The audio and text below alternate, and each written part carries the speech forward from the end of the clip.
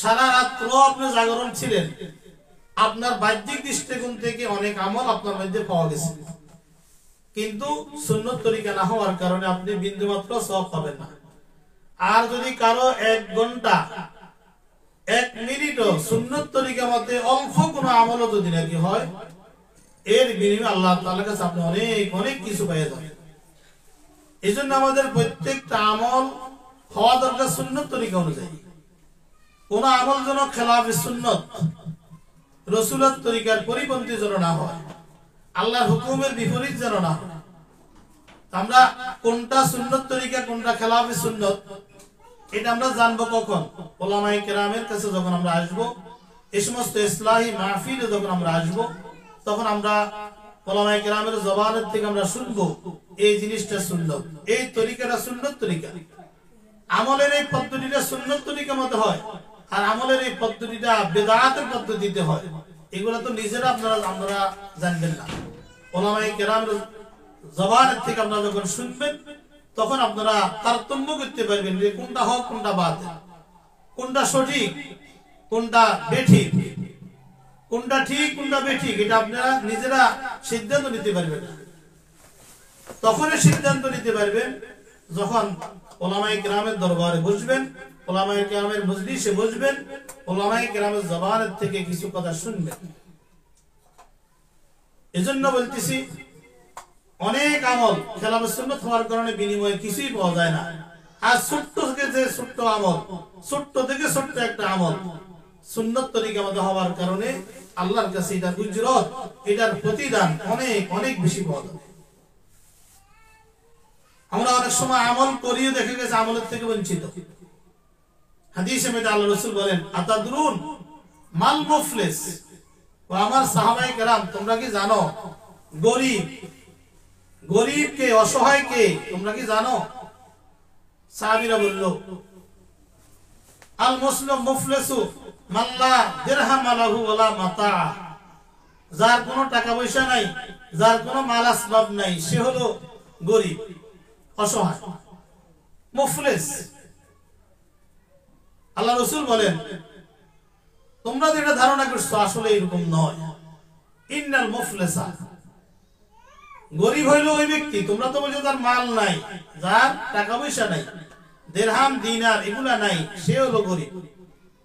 আল্লাহ রাসূল বলেন, আমি বলতেছি গরীব হইলো ওই ব্যক্তি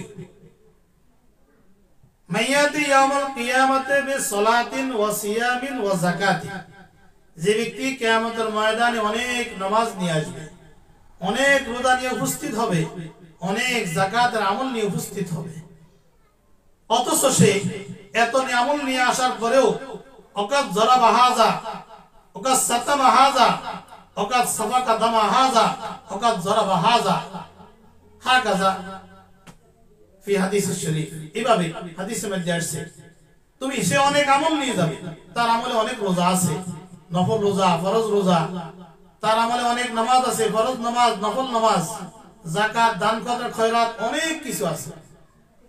কিন্তু ওই ব্যক্তি কিয়ামতের ময়দানে উপস্থিত হবে এমন ভাবে, সে দুনিয়াতে কাউকে গালি দিয়েছে, কাউকে গীবত শিকায়ত করছে, যেটা আমার ভাতিজা গীবত সম্পর্কে আলোচনা করছে। অহেতু দরকার নাই অন্যের সমালোচনা করা, বসে বসে গল্প গুজব, আরেকজনের দোষ তালাশ করা, আরেকজনকে ছোট বানানো, আরেকজনকে হেয় করা, এইভাবে সে গীবত শিকায়ত করছে আরেকজনের। অহেতুক একজনকে প্রহার করছে, অহেতুক একজন লোক নির্দোষী, তাকে সে হত্যা করছে, এভাবে গীবত শিকায়ত করছে, অন্যের সম্পদ অন্যের উপর জুলুম করছে। এই এতগুলো অপরাধ করার কারণে কিয়ামতের ময়দানে সে নেক আমলও নিয়ে আসবে, আর এই অপরাধগুলো নিয়ে আসবে।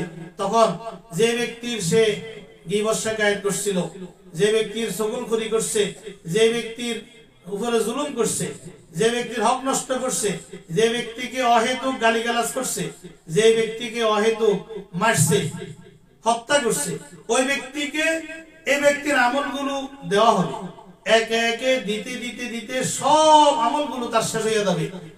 তার দুনিয়াতে নিয়ে আসা নামাজ, তার দান সদকা, তার কোরআন তেলাওয়াত, তার জিকির আজকার, তার তাসবিহ, অনেক আমল সব ওই ব্যক্তিকে দেওয়া হবে যে ব্যক্তির সে অপরাধ করছে, যে ব্যক্তির সাথে। দেওয়ার পরে শেষ পর্যন্ত তার নেক আমল শেষ, এখনো কিন্তু তার অপরাধগুলো শেষ হয় নাই।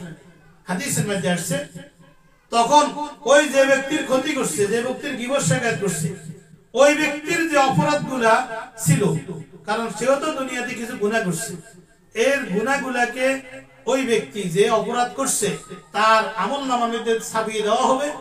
শেষ পর্যন্ত এত নেক আমল, নামাজ, রোজা, হজ, যাকাত, জিকির, আজকার, তাসবিহ, তাহলিল সব কিছু নিয়ে যাওয়ার পরেও ওই ব্যক্তি জাহান্নামের মধ্যে তাকে নিক্ষেপ করা হবে। নাউযুবিল্লাহ মিন যালিক। ও আমার মা বোনরা, দেখেন সে এত নেক আমল নিয়ে গেল, নামাজ, রোজা, কোরআন তেলাওয়াত, জিকির, আজকার, তাসবিহ, তাহলিল, অথচ আরেকজনের ক্ষতি করার কারণে, গীবত শিকায়ত করার কারণে তার সব কিছু তাকে দেওয়ার পরেও ওই ব্যক্তির যেহেতু এখনো তার গুনাহগুলো শেষ নাই, তার নেক আমল তো শেষ হয়ে গেছে, তো শেষ পর্যন্ত যার ক্ষতি করছে ওই ব্যক্তির গুনাহ এই ব্যক্তির উপরে ছাপাইয়া দেওয়া হবে। আমি কেন আরেকজনের ক্ষতি করতে যাইয়া আমার নেক আমলগুলো আমি বরবাদ করব কেন? আমার মা বোন, অনেক সময় দেখা যায় আমাদের মধ্যে এগুলো হয়। আমি বাহ্যিক দৃষ্টির মধ্যে নিজেকে মনে করি আমি একজন আল্লাহওয়ালা বান্দি, আমি একজন তাকওয়া পরহেজগারওয়ালা বান্দি, আমার অনেক নেক আমল আছে, ভালো কথা, কিন্তু পাশাপাশি আপনি দেখবেন আপনার মধ্যে কোনো গুনাহ আছে কিনা, আপনি আরেকজনের ক্ষতি করেন কিনা, আরেকজনের গীবত শিকায়ত করেন কিনা, আরেকজনকে গালিগালাজ করেন কিনা, আরেকজনের পিছনে লেগে থাকেন কিনা, অন্যকে আপনি অন্যের সগুলখুরি করেন কিনা। যদি এগুলা করে থাকেন তাহলে আপনার নেক আমল করিও তো লাভ নাই, আপনার এই নেক আমলগুলো তো কিয়ামতের ময়দানে ওই ব্যক্তিকে দিয়ে দিতে হবে। আমি কেন আমি নেক আমল করব আবার অন্যকে দিয়ে দিব আর আমি নিজে খালি হয়ে যাব, শেষ পর্যন্ত আমার আমল না থাকার কারণে আমি আমল করিও শেষ পর্যন্ত আমাকে জাহান্নামের আগুনে জ্বলতে হবে। ও আমার মা বোনরা, এইজন্য বলতেছি আমাদের অনেক সময় না জানার কারণে, এই কথাগুলা জানলেই তো আমাদের ভিতরে ভয় আসবে, এরে আমি কেন আরেকজনের ক্ষতি করতে নিজের ক্ষতি করব কেন? দর প্রয়োজন নাই, অন্যকে নিয়ে আলোচনা বন্ধ, আমি আমাকে নিয়ে আলোচনা করি, আত্মসমালোচনা, অন্যের সমালোচনা নয়, আত্মসমালোচনা করি।